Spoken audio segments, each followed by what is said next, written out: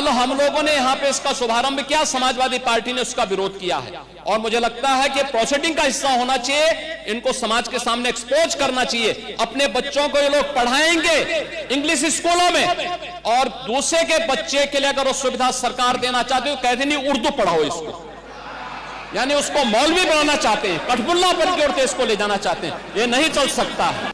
अभी आज से थोड़े दिन पहले उत्तर प्रदेश के चीफ मिनिस्टर ने उत्तर प्रदेश की असेंबली में ये कहा कि उर्दू पढ़ना कठमुल्लाओं की तरह मौलाना बनाना की बात है, साइंटिस्ट नहीं बनते।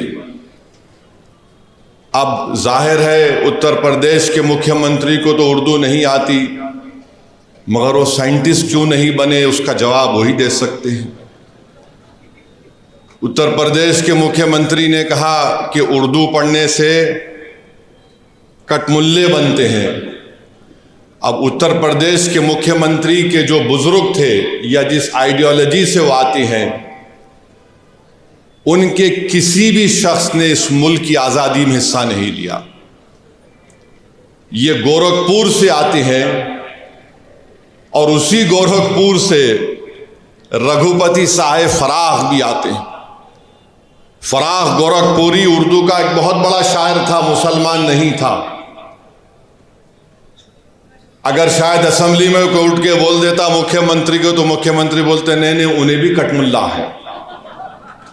तो ये इनके ये इंटेलेक्चुअल कैपेसिटी है इनकी। फराख गोरखपुरी गोरखपुर के शायर थे, उर्दू के बहुत बड़े शायर थे। अब मेरे अजीज दोस्तों और बुजुर्गों, जिसके जहन और दिल पर गहन लग चुका है, तो दुनिया की कोई रोशनी उसके सर पे नहीं पहुंच सकती। फराख गोरखपुरी का शेर क्या है सुनिए, ये बीजेपी आरएसएस वालों को बता रहा हूं, जो उर्दू बोलने वालों को कठमुल्ला कहते हैं।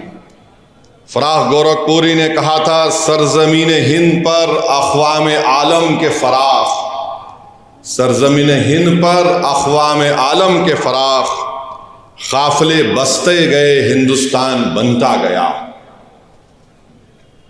सरजमीन हिंद पर अक़वाम आलम यानी नेशंस आए इस देश में, बसते गए हिंदुस्तान बना। अब ये जो आर्ग्यूमेंट इनका आरएसएस का है कि नहीं ये बाहर से आए, तुम भी बाहर से आए, जितने आर्यंस है बाहर से आए, अगर ओरिजिनल है तो द्रविडियन और ट्राइबल लोग हैं। फराख गोरखपुरी ने सच्चाई को बयान कर दिया। अब इनको नफरत इतनी उर्दू से है कि इनको शायद ये भी नहीं मालूम होगा कि हसरत मोहानी ने कलकत्ता में अंग्रेज लीडर कौन था, मॉन्टेग्यू के खिलाफ हसरत मोहानी ने नारा लगाया था। क्या नारा लगाया था? इनकलाब जिंदाबाद, इनकलाब जिंदाबाद। अब शायद इनको ये भी नहीं मालूम होगा कि सुभाष चंद्र बोस, नरेंद्र मोदी उनका स्टैचू लगाए दिल्ली में। अब नरेंद्र मोदी इनको छोड़ दिए, तुम जरा ये बोलते रहो। सुभाष चंद्र बोस जो आजाद हिंद फौज बनाए थे, उसका नारा क्या था? इत्तेहाद, एतमाद और कुर्बानी। इत्तेहाद, एतमाद और कुर्बानी नारा था सुभाष चंद्र बोस का, नेताजी सुभाष चंद्र बोस का।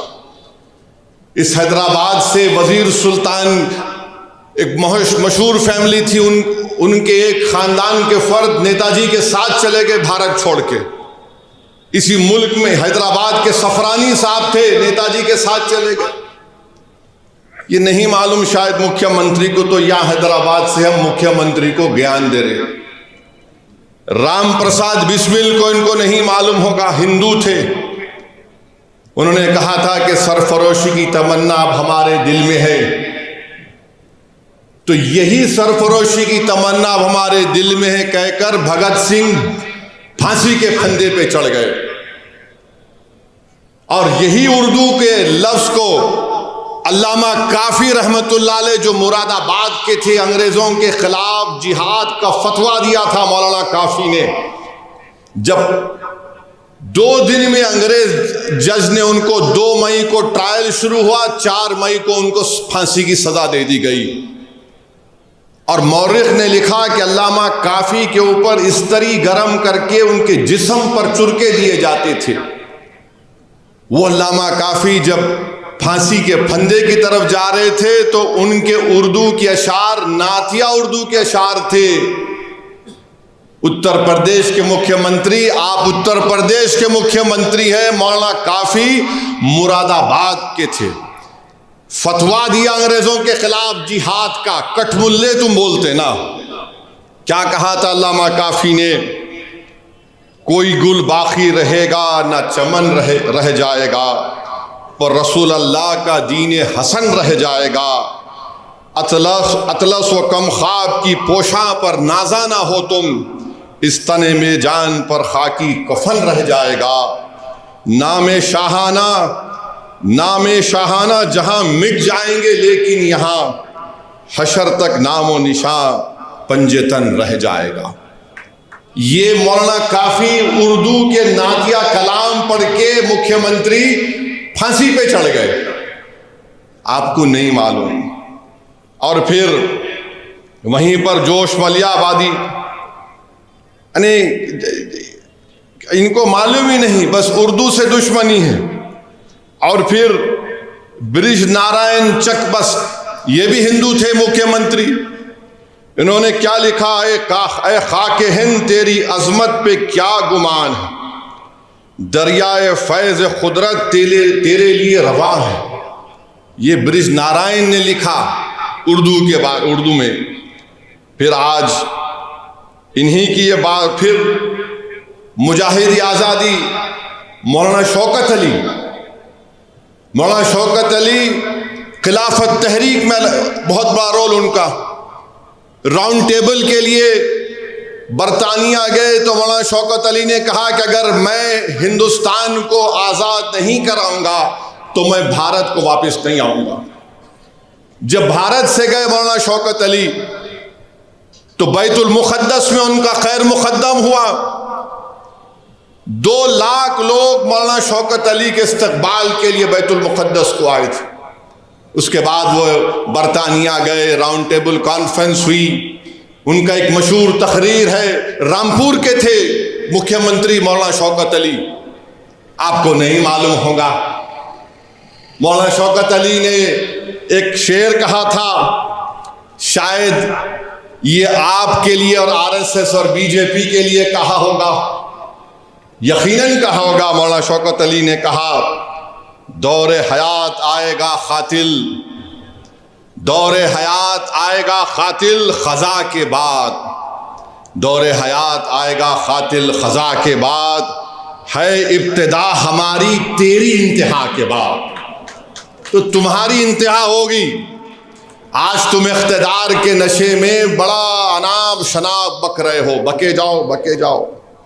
मगर मेरे अजीज दोस्तों और बुजुर्गों, वतन अजीज का हाल तो ये है कि जोश ने सही कहा था, वो आज के इस दौर के लिए भी मुनासिब है। जोश ने लिखा था, ऐ हम नफस फसाने हिंदुस्तान ना पूछ, ऐ हम नफस फसाने हिंदुस्तान ना पूछ, अपना गला खरोशे तरन्नुम से फट गया, अपना गला खरोशे तरन्नुम से फट गया, तलवार से बचा तो रगे गुल से कट गया।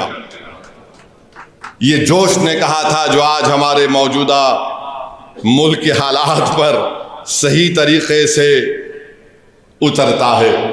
तो हम उत्तर प्रदेश के मुख्यमंत्री को एक और इत्तला दे रहे हैं कि भारत की लोकसभा में ओम बिरला स्पीकर ने ऐलान किया कि जो कोई भी भारत की पार्लियामेंट में, लोकसभा में जो तकरीर में भाषण देगा उसका तर्जुमा उर्दू में होगा।